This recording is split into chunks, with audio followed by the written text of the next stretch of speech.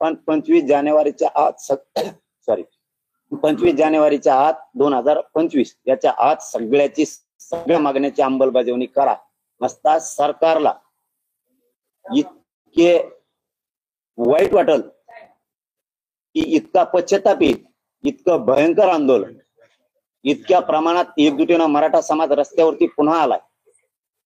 तुमचे बघताना सुद्धा डोळे फाटतील एवढ्या ताकदीनं मराठा समाज राज्यात आंतरवालीत येणार आणि राज्यभरातल्या मराठा समाजाला आता माझी विनंती, तुम्ही आतापर्यंत जी एकजूट दाखवली ती एकजूट तुम्ही पुन्हा एकदा 25 तारखेला आंतरवालीत दाखवा. घराघरातल्या मराठ्यांनी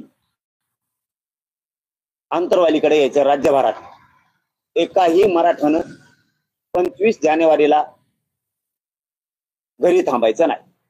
नोकरदार मराठा असेल, व्यावसायिक मराठा असेल, कर्मचारी मराठा असेल, शिक्षक असतील, डॉक्टर असतील, वकील असतील, उद्योजक असतील, व्यावसायिक असतील, कंपन्यामध्ये कामाला असतील, कर्मचारी पोर असतील, तिथं कंपन्यात नोकऱ्याला असतील, शेतकरी मराठा असेल, मजूर मराठा असेल, या सगळ्या मराठ्यांनी 25 जानेवारी 2025 ला आंतरवाली गाठायची. आंतरवालीत पुन्हा एकदा तुफान ताकदीनं एकत्र मराठ्यांनी यायचे. सरकारकडून आपल्याला आपल्या लेकरासाठी आरक्षण मिळवायचंय, कारण भरत्या आहेत, ऍडमिशन आहेत, पोरांचे हाल व्हायला नको. कारण तुम्ही ज्या एकजुटी आतापर्यंत दाखवल्यात, या एकजुटीला मराठ्यांच्या या जगात तोड नव्हतं. इतक्या ताकदीनं आपण एकत्र आलो आहोत. एकदा पुन्हा हात जोडून विनंती, एकदा पुन्हा शक्ती दाखवा. 25 जानेवारीला सगळ्यांनी आंतरवाली यायचं. ज्याला उपोषणला बसायचं ते बसा, कोणाला बंधन असणार नाहीये. ज्याला नाही बसायचं ते बसू नका. पण आंतरवाली ही 25 जानेवारी आता डोक्यात फिट करा. स्वतः सगळ्यांना मोबाईल चालवायचा, सोशल मीडिया चालवायची, स्वतः पोस्ट करायला सुरू करायचं. 25 जानेवारी चलो आंतरवाली. इतकी ताकद दाखवा तुम्ही जे आतापर्यंत ताकद दाखवली. कारण काही चेहरे मराठा बांधवांना सांगतो तुम्हाला आता दिसणार नाहीये.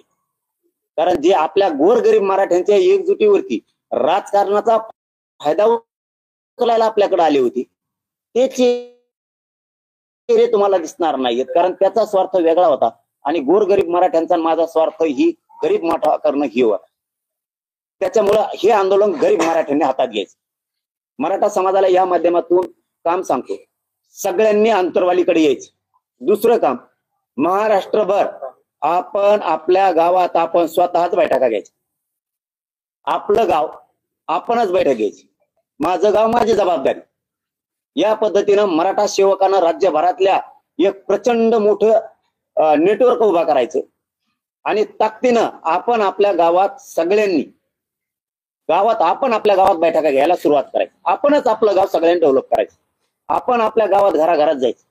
तिसरं काम, पत्रिका छापायचं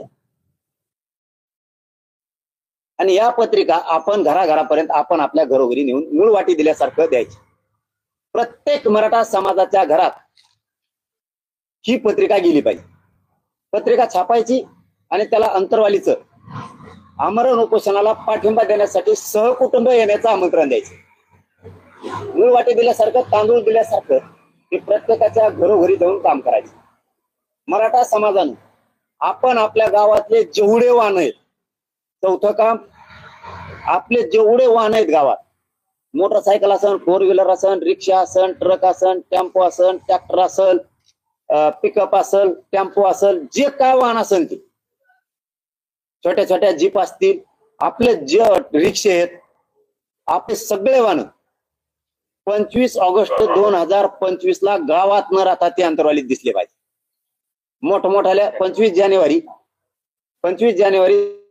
2025 ला सगळे वाहन आपले अंतरवालीत दिसले पाहिजे. पाचवं काम, 25 जानेवारी 2025 ला एकानंही लग्नाची तारीख धरू नये ही विनंती.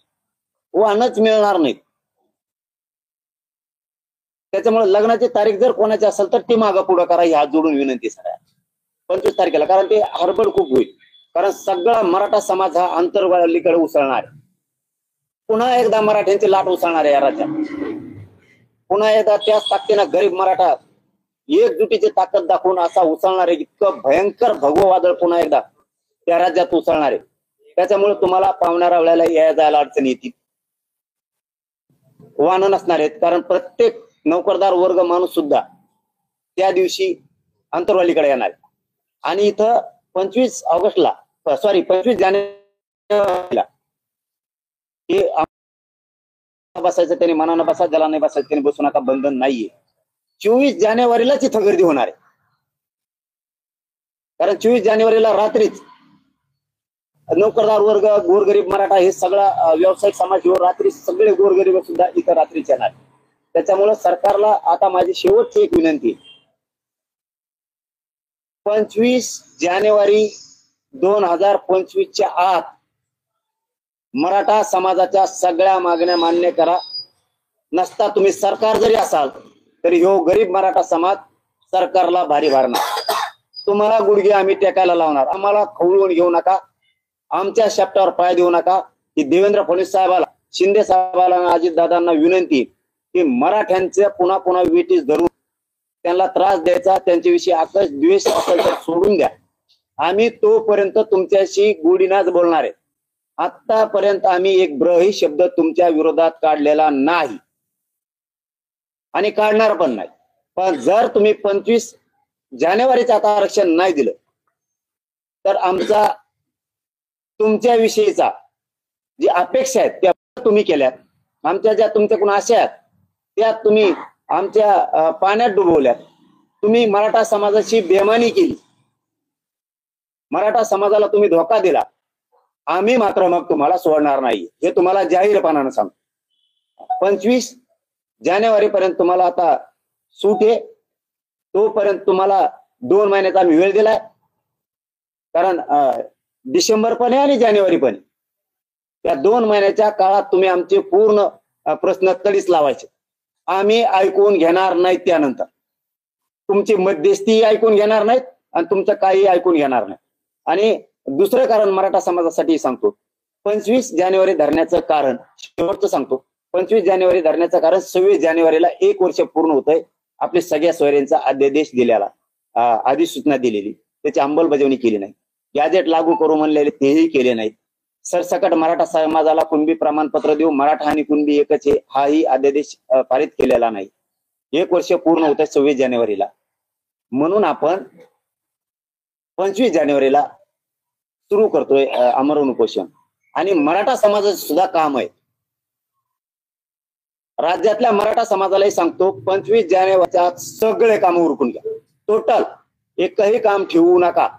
जितक्या दिवस बसायची वेळ आहे ना आता तितके दिवस मराठा समाज आपण बसायचे. त्यातल्या 2 गोष्टी सांगायच्या राहिल्या तेवढ्या सांगतो आणि मी थांबतो. पहिले की काम सगळे उरकून घ्या. आमरण उपोषणाला बसा नका बसू. पण ज्यांना ज्यांना इथं बसायचं, बसून राहायचे, त्यांनी मुंबई सारख्या तयारीने या. आपण आपलंच सरपण फिरपण सगळं भाजी भाकरीच इथंच घेऊन यायचं, इथंच करायचं, इथंच खायचं आणि इथंच झोपायचं. आरक्षण घेईपर्यंत तिथून उठायचंच नाही, वापस जायचंच नाही. त्यामुळे काम सगळे उरकून घ्या. तुम्ही उपोषणाला नसला तरी चालत, तुम्ही इथं बसून सुद्धा पाठिंबा देऊ शकता. आपलं सगळं ते घेऊन या. मराठा समाजाला राज्यातल्या सांगतो, इथं आमरण उपोषण सुरू आहे. त्यामुळे तुमचं इथं राहणारे जे माणसं राहणारे तिथं कायमस्वरूपी त्यांच्यासाठी सांगतोय, आपलं सगळे वस्तू घेऊन या, चहा पाण्याच्या, जेवणाच्या, सगळ्या हातरायच्या, पांघरायच्या सगळ्या. काही जण गाडीतच झोपत मिळाली तर इकडे झोपतील. त्यामुळे सगळ्या वस्तू घेऊन या. हॉटेलवर चहा प्यायला जायचं नाही, कुठं हॉटेलला मुक्कामा जायचं नाही. किती श्रीमंत असला आणि किती गरीब असला, कुठं हॉटेलवर झोपायला जायचं नाही, जेवायला पण जायचं नाही, कुठं चहा पाणी घ्यायला जायचं नाही. आपलं साहित्य संघ घेऊन यायचं, पाण्याची व्यवस्था येतानाच करून घ्यायची, घर घेऊन यायचे, सगळ्या गोष्टी इथं घेऊन यायच्या. कुठं जायचं नाही. कारण गोर गरिबाच्या लढ्यात सामील व्हायचं. श्रीमंत गेला इकडे झोपायला, गरीब गेला तिकडे झोपायला, कुठं हातलावर झोपायला जायचं नाही, जेवायला जायचं नाही, काय नाही. चटणी भाकरी इथंच खायच्या, नाही तर येताना घेऊन यायचं, नाही तर स्वतःच करायचं. एकजुटीने तुमच्यात असेल क्षमता, दम धरायची ताकद तर उपोषण करा, नाही तर करू नका. आणि घरच्याच्या विरोधात जाऊन एकाने उपोषण करू नका. घरच्यांचा जर विरोध असेल तर अजिबात विरोधात जाऊन करायचं नाही. मी एकटा खंबीर आहे, मी मरायला तयार आहे. आणि मराठा समाजाला शेवटचं सांगतो, तुम्ही खूप एकजूट दाखवली, तुमच्या माझ्याकडून खूप अपेक्षा आहेत. प्रत्येक मराठा समाजाचं वाटतं हेच पोरगा आता काहीतरी आपल्या लेकरांचं करू शकतो. तुमच्या अपेक्षा मी कधीच भंग होऊ देणार नाही, तुमच्याशी गद्दारी करणार नाही, कधी मॅनेज होणार नाही, कधी फुटणार नाही. हा शब्द आहे माझा तुम्हाला, की हात जोडून मराठ्यांना विनंती की तुमच्या अपेक्षा ज्या माझ्याकडून आहेत त्या मी पूर्ण करणार आहे. मी कधी हटणार नाही. एखाद्या वेळेस असंही होऊ शकतं की या उपोषणा मला आता सहन होत नाही, किती उपोषण करावं. मी काल दौरे करून आलो तर मला 4 दिवस आराम करायला लागला, सलाईन घ्यायला लागला. माझे लय हाल आहेत, माझ्या लय वेदना आहेत. माझा याच्यात शेवटही होऊ शकतो, पण माझा मराठा समाज सांभाळा. काही झालं तरी मी हटणार नाहीये. माझ्या समाजाला आरक्षण दिल्याशिवाय मी हटत नाही, काळजी करू नका. एखाद्या वेळेस 100% मलाही असं वाटतं की मला आता शरीर साथ देत नाही. पाहिजे मी 8-10 शरीरात वेदना आहेत उपोषणामुळे. एखाद्या वेळेस माझा शेवट सुद्धा होऊ शकतो याच्यात. मी माझा शेवट हरकत नाही. माझ्या कुटुंबालाही सांगतो, समाजालाही सांगतो, कुणी रुसून सांगतो, या समाजासाठी तुम्ही, मी नसलो बी तरी तुम्ही योगदान द्या. सांगतो तुम्ही समाजासाठी, आपल्या लेकरांसाठी सगळे लढा. तो लढा कधी आपल्या मराठा समाजाला कायमचं आयुष्याचं मिळाल्याशिवाय हा लढा बंद पडू द्यायचा नाही, ही माझी समाजाला हात जोडून विनंती आहे. आणि दुसरं एक, माझा शेवट जरी झाला तरी चालत, मी शेवट करायला तयार आहे, पण मी मात्र मॅनेज होऊन फुटणार, गद्दार होणार नाही. मात्र मराठ्यांनी एक हात जोडून तुमच्या पायात चिरणी विनंती माझी की 25 जानेवारीला तुफान ताकदीनं घराघरातले सगळे मराठी अंतरवाली की माझी सगळ्यांना हात जोडून विनंती, सगळे कामं धंदे बंद ठेवा. 4-4, 1-1, 2-2 दिवस काम बंद ठेवल्याने काय फरक नाही पडणार. आपल्या समाजाचं कल्याण होईल. सगळे मराठी राज्यातले कानाकोपऱ्यातले, मुंबई असन, कोकण असन, खानदेश असन, विदर्भ असल, मराठवाडा, मुंबई पुणे शहरातले सगळे व्यावसायिक मराठी, नोकरदार कर्मचारी मराठ्यांनी सगळ्यांनी अंतरवालीकडे, शेतकरी मराठ्यांनी सगळे कामं बंद ठेवा. कारण माझ्या मराठ्यांच्या लेकरासाठी एकजूट होऊन ताकदीनं अंतरवालीत या 25 जानेवारीला. आणि आपण आपल्या गावात बैठका उद्यापासून सुरू करा. तालुका भर करा, जिल्हा भर करा, राज्यभर जितकं फिरता येईल तितकं करा. यावेळेस मराठा समाजाच्या बैठकाची, दौऱ्याची, फिरण्याची, लोकांच्या घरापर्यंत जाण्याची मराठा सेवकाच्या खांद्यावरती एवढी जबाबदारी. कारण मला फिरण्याचा त्रास सहन होत नाहीये. मला या उपोषणापर्यंत जर मी आराम केला तर जास्त दिवस मी उपोषण करू शकतो आणि माझ्या समाजाला न्याय देऊ शकतो. शेवटी पुन्हा सांगतो, एकदा मात्र गावात मराठा ठेवू नका. 25 तारखेला घराघरातले मराठे घरी राहू नका. 25 जानेवारीला सगळे राज्यातले कानाकोपऱ्यातले माझे मायबाप मराठे लेकरा बाळासह अंतरवाली त्या. माझा शेवट झाला तरी चालन, पण मी मराठ्यांना आरक्षण दिल्याशिवाय आणि या सरकारला वाकवल्याशिवाय मागे हटणार नाहीये. शेवटी मराठ्यांचं वादळ एकदा पुन्हा उसळा. भगवं वादळ या राज्यात पुन्हा उसळलं पाहिजे. इतक्या ताकदीनं मराठी या सरकार नाही तर मराठा सरकारपेक्षा मोठा आहे, पुन्हा एकदा मराठ्यांनी सिद्ध करा. धन्यवाद. तुम्हाला काय विचारायचं असेल तर. 21 ऑक्टोबर 2023 ला आता तुमच्या ज्या 7 मागण्या आहेत त्यामध्ये तुम्ही स्वतःच म्हटलं होतं की ईडब्ल्यूएस नावाचं बिल्लू सरकारनं सोडलं आणि ईडब्ल्यूएस हे मराठ्याला आरक्षणाचा लाभ होत नाही अशा अनुषंगाने आपलं वक्तव्य होतं आणि त्यावरून आपल्याला ईडब्ल्यूएस चे मारेकरी असं देखील म्हटलं गेलं. आणि आता 7 मागण्यात तुम्ही पुन्हा म्हणताय की ईडब्ल्यूएस द्या. दादा, मी हे आज म्हणत नाही. मी पूर्वीपासूनच सांगतो, सगळ्यात महत्वाचा बाजू नकोच, हे नको ते पहिल्यापासून म्हणणं आहे. पण तुम्ही ते आम्हाला सरसकट कुणबी देत नाहीये. आम्हाला दिलं कोणत्याचीच गरज नाही, कारण ते केंद्रापर्यंत आहे. मग आमचं ओबीसीचं कुणबीच. आता तुम्ही काय केलंय, एसीबीसी दिले सरकारनं, ते राज्यापुरतं. आमच्या पोरांचे त्याच्यात हाल व्हायला लागले. तुम्ही ईडब्ल्यूएस रद्द केल्यामुळे ही पोरांची मागणी की आपल्याला ईडब्ल्यूएस पाहिजे. ही पोरांची मागणी घेऊन मी मागणी केली की ईडब्ल्यूएस लागू करा. कारण तुम्ही आम्हाला जर ओबीसीचं आमचं कुणबीचं दिलं, जे आमच्या हक्काचं ते आमचा हक्क आहे. आम्ही ओबीसीतून नाही मागत, ओबीसीतच येत आम्ही. आमची फक्त अंमलबजावणी करायची. 1881-84 पासून आम्ही ते द्या म्हणतोय आम्ही. मग आता हे मिळेपर्यंत पोरांचा तोटा व्हायला लागलाय सरकारमुळे. कारण त्यांनी एसीबीसी दिल्यामुळे ईडब्ल्यूएस रद्द झालं. यांनी दिलं नसतं ते रद्द झालं नसतं. चूक सरकारची, त्यांना आम्ही त्यांची चूक दुरुस्त करायची सांगायला लागलो, बाकी काय नाही. असं आहे की त्यामुळे मागच्या ज्या भरती झाल्या त्यात मराठा समाजाला ईडब्ल्यूएसचा लाभ झाला नाही आणि मेरिट हाय गेलं. याला दोषी जबाबदार कोण आहे? मग सरकार. एसीबीसीचं मागितलंच नाही ना. तुम्हाला द्यायचं कोणी सांगितलं? तुम्हाला द्यायचंच नव्हतं सांगितलं. तुम्ही लादला आमच्यात. आम्ही मागतोय कोणतं तुम्हाला की कुणबी आरक्षण. जे कुणबी म्हणजे आम्ही मराठा समाज हा सगळा शेतकरी वर्ग राज्यातला सगळा. मग शेतकरी म्हणजे कुणबी. पूर्वी अडाणी शब्द होता कुणबी, सुधारित शब्द शेतकरी आला. आम्ही सगळे शेतकरी आहेत. आम्हाला काय लाज असायचं कारण नाही आमच्या शेतीत. म्हणून आमच्या हक्काचं द्या. आम्हाला जर ते दिलं 83 क्रमांक कुणबी कुणबी मराठा एक आहे. पोटजात उपजात म्हणून बाकीच्या घातल्यात मराठ्यांची घालता येते पोटजात उपजात म्हणून तत्सम जात म्हणून. मग तुम्ही ती घालत नाहीये. मग आम्हाला हे बाह्य अंग जे म्हणतात हे ज्ञान देण्याच सांभाळायला लागतं. पुढे एसीबीसी EWS तुम्ही आमच्या हक्काचं आरक्षण द्या राज्यापासून केंद्रापर्यंत. आमच्या पोरं अधिकारी बनते ना. हे म्हणणं आहे सरकार. हे सरकार दोषी आहे. पाटील साहेब, तुम्ही मागच्या दीड वर्षापासून लढा करता. तेच सरकार तेच मुख्यमंत्री फक्त आलटून पालटून त्याच ठिकाणी बसलेले. तुमचंही आंदोलन अंतरवालीतून त्या ठिकाणाहून सुरू आहे. तुम्हाला मागच्या सरकारने नाही दिलं, मग ह्या सरकारने जेच व्यक्ती आहेत त्याच गोष्टी आहे सगळ्या. तुम्हाला का अपेक्षा वाटते की आता ही आपली मागणी मान्य होईल? हे बघा मागं पण तेच होत, आता पण तेच आहे. नवं सरकार आलेलं नाही आणि आलटून पलटून बी आलेलं नाही. सगळे तेच आहेत. पहिल्यांदा तेच चालित होते, आताही तेच चालक आहेत तेच आहेत. बदल नाही. परंतु त्यांना जशी संधी दिली होती तसं हे नवीन सरकार आहे. म्हणजे आता ते नवीन झालेले मुख्यमंत्री उपमुख्यमंत्री बदल झालेला त्यांच्यातला त्यांनाही संधी दिली पाहिजे. त्यांना दिली ना.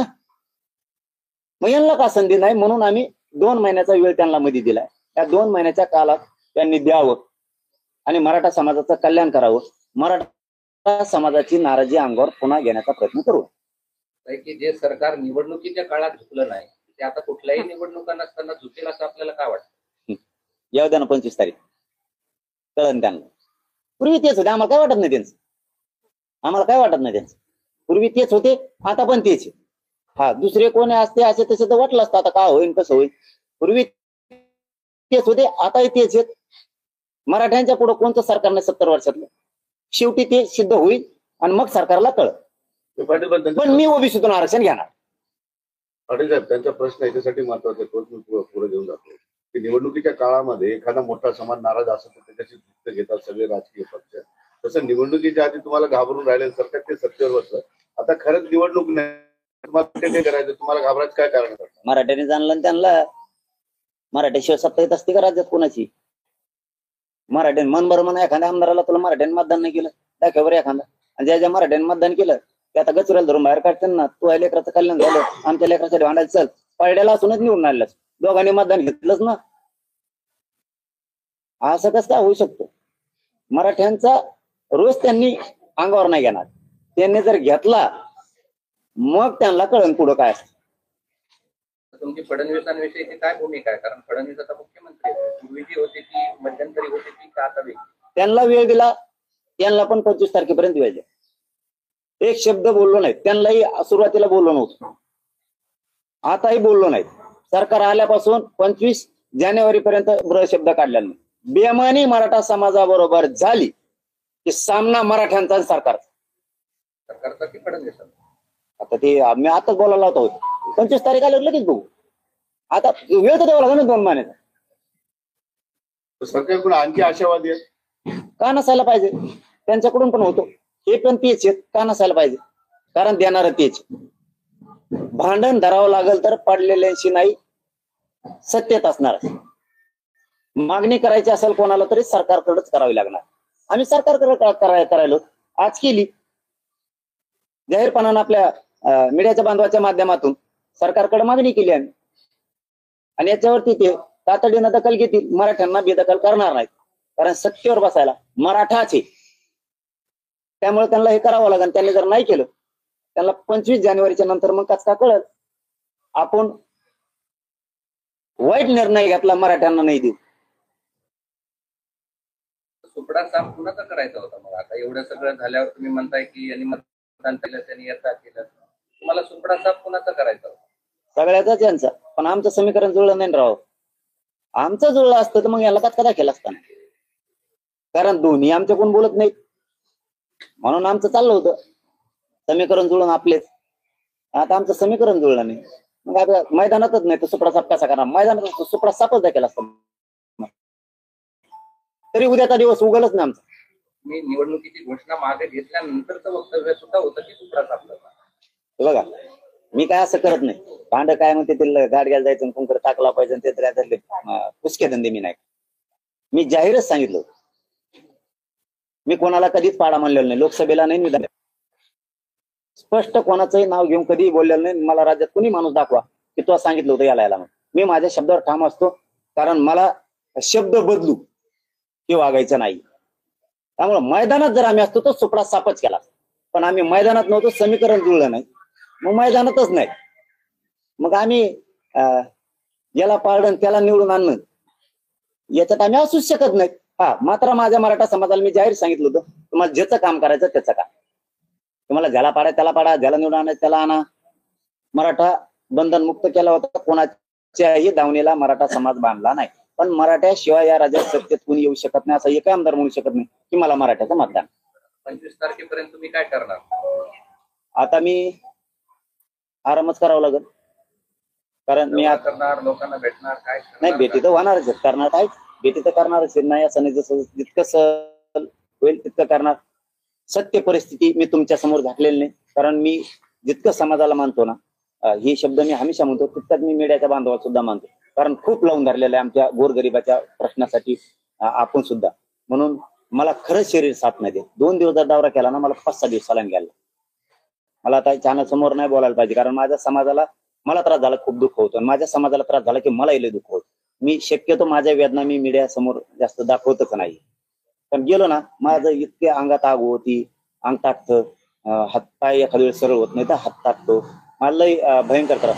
म्हणून मराठा समाज यावेळेस गावागावात बैठक घेऊन मराठा समाजाच्या मराठा सेवकावरती राज्यभरातल्या सगळ्या यांच्याच खांद्यावरती जबाबदारी यावेळेस मी जाणार आहे. काठी बेटी पण घेणार आहे, पण जितकं शक्य होईल तेवढं. पूर्वीसारखं मी 20-20, 25-25 दिवस सलग नाही फिरू शकत, कारण मी जाऊन बघितलं गावची गाव जशाला तशी आहे. मी आता जातोय ना, आम्ही गाव खेड्यातले सगळे मराठी जशाला तसे हलतच नाही. ते डायरेक्ट म्हणतात नाही लढ निवडणूक आम काय देणं घेणं नाही, संपला विषय. आपला काय धंदा नाही म्हणते, आपल्याला आरक्षण पाहिजे, राजकारण आपला धंदा नाही, आपल्याला आरक्षण पाहिजे, आम्ही तुमच्या सोबत आहे. गावोगावी जातो तेवढे फुल लोक आहेत. आपला मीडिया सुद्धा बांधव सगळे साक्षीला आहेत, तेही दाखवतात जशाला तसे फुल लोक आहेत.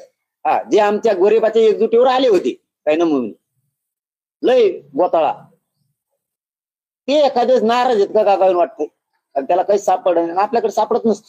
जातीला सापडलं पाहिजे, तुला सापडायसाठी नाही एकजूट, असे लय मोठे. एखाद्या वेळेस वाटतंय तसं, काही जण बरं का, बरं सगळे नाही, काही जण मात्र आता दिसणार नाहीत वाटतं बैठका घेताना त्यांनी, कारण मराठा समाजाच्याही लक्षात येणार आहे ठेव नाही म्हणजे आपल्या एकजुटीवर राजकारण साधायसाठी आलता काय मग तेव्हा विरोधात बोलतील. नाही येणार नाही, नाही येणार नाहीत ते, कधी विरोधात बोलत नाहीत आणि बोलणार बी नाहीत, कारण त्यांना काय वाटत नाही माझ्या समाजाचं वाटू व्हावं. हा, ज्याला पक्षाचा स्वार्थ आहे, ज्याला पक्ष कोण काही साधायचंय, कमवा कमी काढाकाढी दुकानदाऱ्या हे बोलू शकते भाऊ. त्याला जात मोठी नाही, पक्ष आणि पक्षाचा नेता मोठा आहे, त्याला काही मिळायचं असेल त्यांच्याकडून पुढं किंवा मात्र बोलू शकतो. पण शक्यतो मराठ्यांचं रक्त मराठ्यांच्या विरोधात बोलणारच नाही,